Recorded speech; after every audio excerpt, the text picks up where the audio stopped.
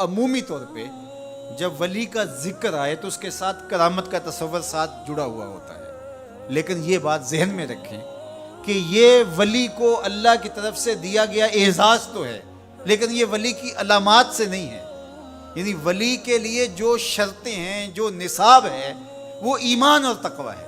اگر کسی کے اندر یہ دو خوبیاں پائی جائیں اور وہ کمال درجے کی موجود ہوں، لیکن کرامت آپ تک نہ پہنچے یا ظہوری نہ ہو ساری زندگی، تو اس کے ولی ہونے میں شک نہیں ہے۔ اور ایک شخص کے اندر آپ کرامت دیکھیں لیکن یہ دو خوبیاں نہ پائی جائیں تو اس کو ہم کرامت ہی قرار نہیں دے سکتے، وہ استدراج ہوگا۔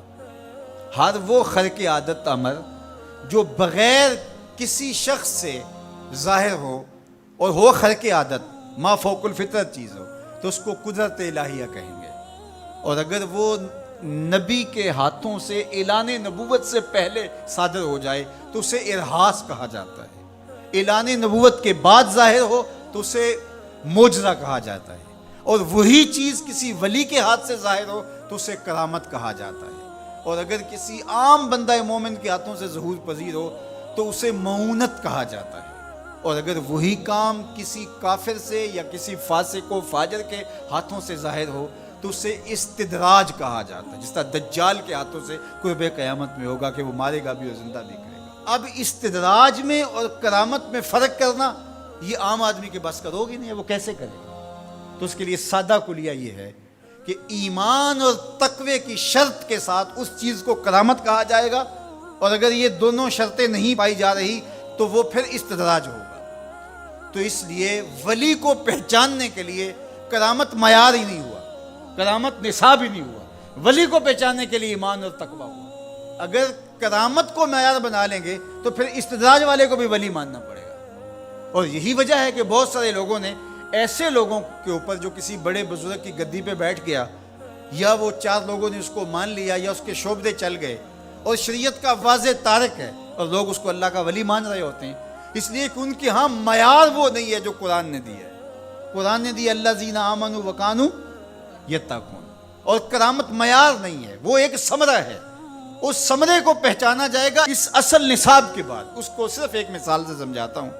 حضرت داتا گنج بخش علی حجویری علیہ الرحمہ نے کشف المعجوب میں یہ واقعہ لکھا ہے۔ کہتے ہیں کہ شیخ علی الخواص ایک بہت بڑے بزرگ تھے، وہ سفر پہ جا رہے تھے اور صاحب حال تھے، با کمال تھے، واقعتاً اللہ کے ولی تھے۔ ایک شخص آیا اور ہانپتا کامتا ان کے پاس آ کے رکا، کہا آپ شیخ علی الخواص ہیں؟ فرمایا ہاں۔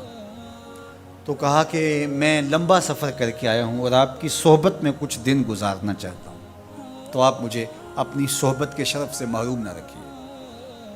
تو حضرت شیخ علی الخواص نے مراقبہ کیا اور اسے کہا کہ مجھے تیرے بدن سے کفر کی بو آ رہی ہے۔ اللہ والوں کو اللہ نے بصیرت کا نور دیا ہوتا ہے۔ اس نے کہا جی میں نصرانی ہوں اور دیار غرب سے آیا ہوں، آپ کی شہرت سنی تھی تو آپ کی صحبت میں کچھ وقت گزارنے کی آرزو ہے، مجھے محروم نہ رکھیے۔ شیخ کہتے ہیں میں نے ٹالنا چاہا، میں نے کہا کہ میری صحبت میں رہنا بڑا مشکل ہوگا، تکلیفیں سہنا پڑیں گی۔ اس نے کہا جی میں گوارہ کروں گا۔ فرمایا ٹھیک ہے۔ کہا کہ میں چلتا گیا اور وہ بھی میرے ساتھ تھا۔ 8 دن گزر گئے، کبھی کھانا ملتا، کبھی 2 لقمے لے لیتے، کبھی پانی پی کے گزر اوقات ہوتی، کبھی گھاس کھا لیتے۔ ایک دن اس کا وجود کپ کپا رہا تھا بھوک کی شدت کی وجہ سے۔ اس نے مجھے کہا شیخ آپ اللہ کے بندے ہیں، میں نے عہد تو کیا تھا کہ کوئی آپ سے مطالبہ نہ کر پاؤں، لیکن اب میری سخت جواب دے گئی، تو آپ اللہ کے مقرب ہیں، تو اللہ کے اس قرب کی وجہ سے اس سے دعا کیجئے تو وہ میرے اور آپ کے کھانے کا انتظام کر دے۔ کہتے ہیں کہ میں اس کی حالت کو دیکھ کر کے سجدہ ریز ہو گیا اور اللہ کی بارگاہ میں نے یہ دعا کی مالک اس کافر کے سامنے رسوا نہ کرنا۔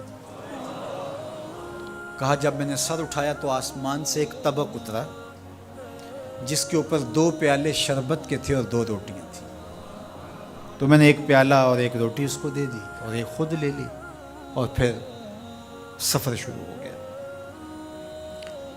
8 دن پھر گزر گئے، پھر ایک دن وہی حالت کہ اس کا بدن کپ کپانے لگا۔ تو میرے دل میں آیا کہ روز روز حالت ایک جیسی نہیں ہوتی، تو اس دن تو لاج رہ گئی تھی، تو کہیں آج یہ پھر نہ بول پڑے، تو قبل اس سے کہ یہ بولے میں نے بول کر کے کہا کہ تو بھی عیسائیوں کا بہت بڑا پیر پادری ہے، تو آج تیری باری ہے۔ تو کہتے ہیں جب میں نے اس کو کہا تو اس نے بھی سجدے میں سر رکھ دیا، اور میں دل ہی دل میں سوچا کہ اس کا سجدہ ریز ہونا کیا معنی رکھتا ہے جب ایمان ہی نہیں ہے۔ تھوڑی دیر کے بعد جب اس نے سر اٹھایا تو آسمان سے بھی طبق اترا، جس پر 4 پیالے شربت کے اور 4 روٹیاں تھیں۔ اس نے 2 روٹیاں اور 2 پیالے میری طرف بڑھائے، اور 2 پیالے اور 2 روٹیاں اپنی طرف کر لی، اور کہا کہ کل یا شیخ کھائیے۔ میں نے کہا میں نہیں کھاؤں گا، اس لیے کہ کرامت ہو نہیں سکتی، اور استدراج کا کھانا جو ہے وہ میں کھا نہیں سکتا، چونکہ تم کافر ہو تو میں استدراج کا کھانا کھاؤں تو یہ نہیں ہو سکتا۔ تو اس نے کہا کل یا شیخ، شیخ کھائیے اور میری طرف سے 2 مبارکیں وصول کیجیے۔ میں حیران ہوا، میں نے کہا کیا مبارکیں؟ اس نے کہا میں نے سجدے میں سر رکھا اور اللہ کی بارگاہ میں عرض کی، اے اللہ اگر اسلام سچا دین ہے تو 2 پیالے اور 2 روٹیاں عطا کر دے، اور اگر علی الخواص واقعی تیرا ولی ہے تو 2 پیالے اور 2 روٹیاں اس کے صدقے سے دے دے۔ تو ایک تو آپ کو آپ کی ولایت کی مبارک ہو، اور دوسرا ہاتھ بڑھائیے اور مجھے اسلام میں داخل کیجیے، اسلام سچا دین۔ تو شیخ علی الخواص کے اس واقعہ کو ذکر کرنے کے بعد داتا گنج بخش علی حجویری فرماتے ہیں کہ علی الخواص جیسا شخص بھی یہاں پریشان ہو جائے کہ خدایا یہ استدراج ہے یا کرامت، تو کہا پھر عام آدمی کیسے فیصلہ کر سکتا ہے کہ یہ استدراج ہے یا کرامت؟ تو کہا کہ اس کو یہی دیکھنا پڑے گا ایمان اور تقوی ہے کہ نہیں۔